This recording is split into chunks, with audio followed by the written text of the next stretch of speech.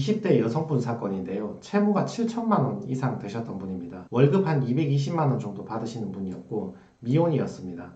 재산 거의 없었고요. 20대 여성분은 채무를 왜 지게 되었는가? 채무 발생 이유를 한번 살펴봅시다. 수중에 돈이 없었는데 페이스북 광고를 봤다. 보증금 입금해주면 출금이 된다고 해서 보증금을 입금했는데 보증금 입금하니까 가상계좌 만들어야 된다고 해서 가상계좌 비용을 또 입금하라고 해서 금액이 점점 커져서 대출받고 계속 입금을 하게 되었다. 이게 이제 무슨 말이냐면 그 유출픽, 토토바카라 유출픽 얘기를 하시는 것 같은데 페이스북에 보면 이런 이제 홍보 글이 올라오거든요. 뭐 얼마 투자하면 얼마 수익 주겠다. 그걸 보고 연락을 하면 요런 이제 그 상담사들이 이제 카톡을 하는 거죠. 퍼센트 수익을 보장하는 유출픽이다. 수익 내고 있다. 원금 보장해 드리니까 수익은 5배, 10배 나온다. 이렇게 사람을 낚아내는 거죠. 이제 뭐 돈 쉽게 벌 수 있다. 5배, 10배 벌 수 있다. 유출픽이다. 뭐 이런 식으로 이제 설득을 하는 거죠. 그 사기 피의자, 가해자 입장에서는 이런 말 하는 거죠. 내가 A라는 그 도박 사이트, 토토 사이트의 결과값을 알고 있다. 내가 시키는 대로 베팅하면 당신은 돈을 벌 수 있다. 5배, 10배 벌 수 있으니까 그렇게 돈 따면 나한테 수수료만 좀 떼달라. 이런 식으로 얘기를 하는 겁니다. 뭐 변명이 많아요. 자기가 직접 하면 더 벌 수 있는데 자기는 이미 그 사이트에서 이제 차단을 먹어가지고 자기는 직접 못하니까 당신이 나 대신 해달라. 대신 그 어디에 배팅을 해야 될지 내가 유출값을 이미 알고 있으니까 알려줄 테니까 내가 알려주는 대로 하면 당신 돈 벌어서 나한테 수수료만 얼마 주면 된다. 그래서 가해자가 페이스북 같은 데서 돈 쉽게 벌 수 있다. 이렇게 이제 그 뿌리는 거죠. 찌라시 뿌려가지고 피해자가 낚이면 카톡으로 내가 저 토토 사이트의 결과값을 알고 있다. 내가 시키는 대로 베팅을 해라. 뭐 이렇게 말을 하는 거죠. 그럼 피해자가 토토 사이트에 가서 피해자가 베팅하라는 딱 그대로 베팅을 합니다. 근데 돈이 벌려. 내가 처음에 소액 50만원, 100만원 가지고 투자하는데 200만원, 300만원 돈이 계속 벌린다고요. 그러면 이제 피해자는 돈 벌었으니까 출금을 하고 싶잖아요. 그 토토 사이트에 출금을 요청하면 토토 사이트에서 이거 유출픽 아니냐 의심이 되는데 당신 나한테 그러면 보증금 좀 집어넣어라. 그러면 내가 당신이 딴 돈을 출금시켜 주겠다. 그 돈 가져가라. 이렇게 말을 하는 겁니다. 그 토토 사이트는 요즘 유출픽 해킹이 너무 많다. 그러니까 당신도 지금 한패 아니냐. 당신 그 딴 돈 가져가려면 나한테 보증금 500만원 넣어라. 그러면 내가 1000만원 출금해 주겠다. 뭐 이런 식으로 얘기를 하는 거죠. 그래서 거기에 속은 피해자가 보증금 500만원 입금해 주면 뭐 무슨 가상계좌 비용 든다 무슨 비용 든다 하면서 돈 계속 받는데 결국 1000만원 출금 안 해줍니다. 안 해주고 그 토토 사이트에서 그 사람 아이디가 차단이 되는 거죠.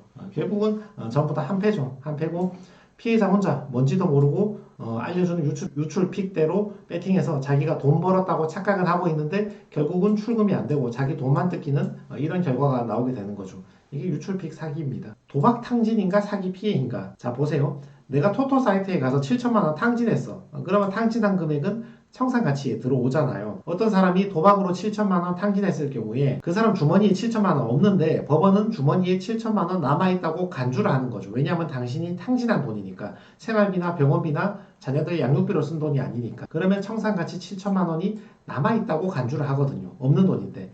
근데 청산가치보다 여러분 내는 변제금의 합계가 더 커야 되잖아요. 36개월 동안 내는 변제금의 합계가 내 청산가치보다 커야 된다고. 그 말인즉슨 36개월 동안 7천만원 이상 변제하라 그 말이잖아요. 단순히 산수를 해보면 7천만원 나누기 36개월 하면 최소 매월 194만원 이상 변제해야 되는 큰 부담에 빠지게 되는 거죠. 또는 그 사람이 월급이 작아서 매월 194만원까지 낼 형편이 안 되는 경우에 선처를 해준다 하더라도 그 사람이 월급이 220만원이라고 가정했을 때 220만원 빼기 1인 생계비 120만원 빼면 월 100만원을 변제를 시키는데 요걸 36개월이 아니라 60개월을 변제시키는 거죠. 그러면 3,600만원 변제하고 끝낼 사람을 6천만원 변제를 시키는 거죠. 이렇게 한번 봅시다. 내가 도박 탕진이 아니라 사기 피해를 당했어. 7천만원. 나는 잘못한 게 없는데 누가 돈 빌려달라 해서 돈 빌려줬는데 또는 물건을 납품했는데 돈을 못 받아서 물건값을 떼었어. 또는 친구가 돈 빌려달라 해서 사업 동료가 돈 빌려달라 해서 7천만원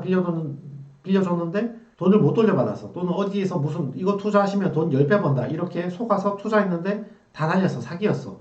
그러면 요 돈은 청산가치에 들어오지 않거든요. 그럼 청산가치는 0원이 되는 거겠죠. 월급이 180만원이면 125만원 빼면 월 변제금이 55만원 밖에 안 나오는 거예요. 그리고 이 사람은 사기 피해이기 때문에 변제 기간이 60개월 나올 리가 없거든요. 36개월 나온다 그 말이죠.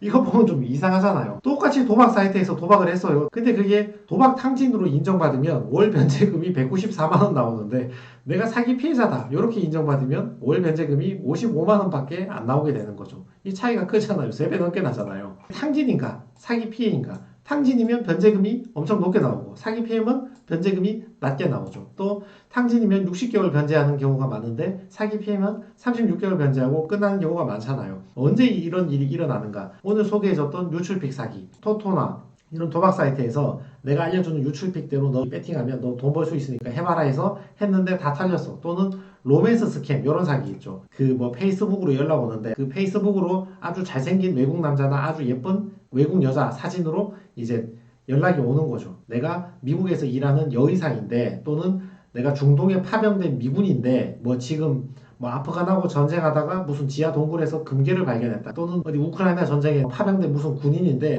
해외에 무슨 은닉 비자금 수백만 달러를 했는데 요거를 이제 인출을 하려면 내가 수수료 같은 게 좀 필요한데 당신이 나한테 돈 좀 보내달라. 그러면 내가 요 돈을 출금해가지고 당신한테 수수료를 보내주겠다. 뭐 이런 지금 들어보니까 말 같지도 않은 소리 같은데 요걸 보고 로맨스 스캠이라고 하거든요. 단순히 그냥 사기치려면 먹히지 않으니까 좀 외로운 사람한테 잘생긴 외국 남자나 아주 얼굴이 예쁜 외국 여자 사칭해서 내가 의사다, 해외에 파병된 군인이다, 무슨 뭐 대부호의 무슨 비자금을 발견해서 이걸 내가 가지고 나가야 되니까 돈을 좀 달라, 뭐 수수료를 좀 지급해 달라. 그러면 세관을 통과할 수 있다. 뭐 이런 식으로 얘기를 하는 거죠. 또는 돈 빌려주고 못 받은 사례, 지인이든 동료든 연인이든 돈 빌려주고 못 받았으면 이거 뭐야? 그 연인하고 같이 돈 빼돌려서 무슨 사치하고 과소비해서 탕진한 사람인가? 아니면 지인한테 연인한테 돈을 사기당한 사람인가? 약간 좀 가운데 애매한 사람이잖아요. 또는 다단계 투자하고 손실받은 사람. 어떤 다단계 조직이 있는데 무슨 쓰레기 코인 같은 거겠죠. 물론 이 코인이 상장되면 당신 10배로 벌 수 있습니다. 투자하세요. 이렇게 권유를 한다고요. 이거 투자했어. 근데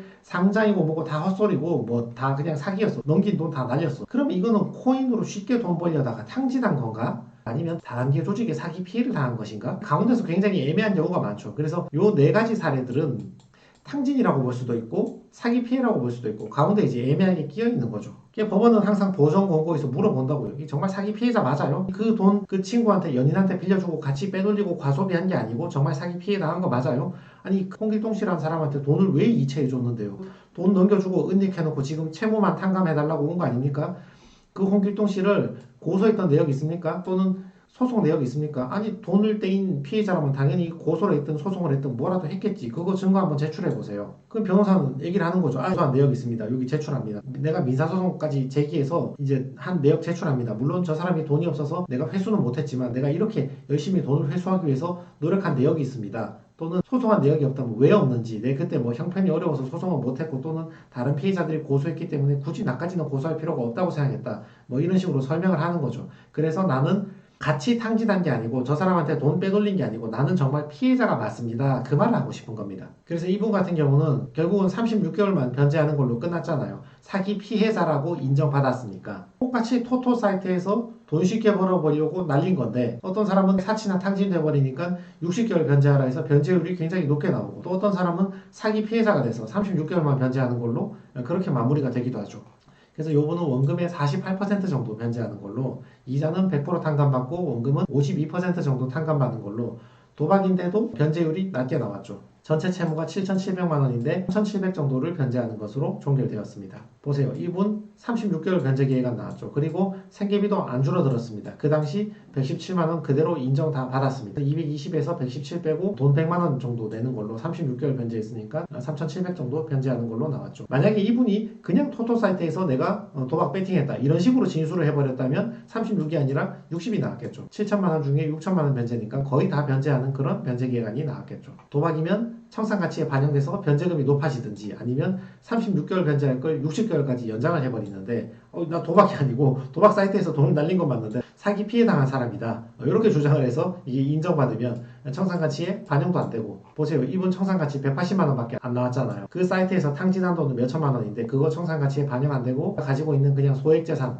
그것만 청산가치에 반영됐죠. 변제기간도 60개월이 아니라 36개월만 이렇게 인정받는 거죠. 그래서 내가 돈을 빌려주고 못 받았다거나 또는 로맨스 스킨 이런데 사기를 당했다거나 토토 유출픽 이런 거 사기 당했다거나 연인이나 친구나 동업자에게 이체해주고 못 받았다 이런 사람은 탕진이다 은닉이다 같이 돈 떼먹은 거 아니냐 이런 식으로 몰려가면 재판이 힘들어집니다. 그게 청산가치에 반영돼서 변제금이 높아지거나 변제 기간이 60개월까지 나오는 경우가 많으니까 어떻게든 내가 사기 피해자라고 이렇게 주장을 해서 입증을 받아야 됩니다. 나는 돈을 은닉하거나 날린 게 아니고 내가 피해자라고, 나 진짜 몰랐다고, 나 저 사람한테 돈 떼인 거라고, 이렇게 해서 청산가치도 반영 안 하고 36개월 만에 변제를 종결시켜버려야, 이렇게 해야 건이 성공적으로 끝나고 변제 부담이 줄어들고 작은 월급으로도 통과가 가능합니다. 그래서 페이스북에서 로맨스 스캠을 당해서 돈을 날렸다거나 또는 토토 사이트에서 돈 날리신 분들, 지인이나 친구한테 돈 빌려주고 카드 빌려주고 채무가 많이 발생한 분들, 그런 분들에게 오늘 영상이 도움이 좀 되었으면 좋겠습니다. 네, 이상입니다.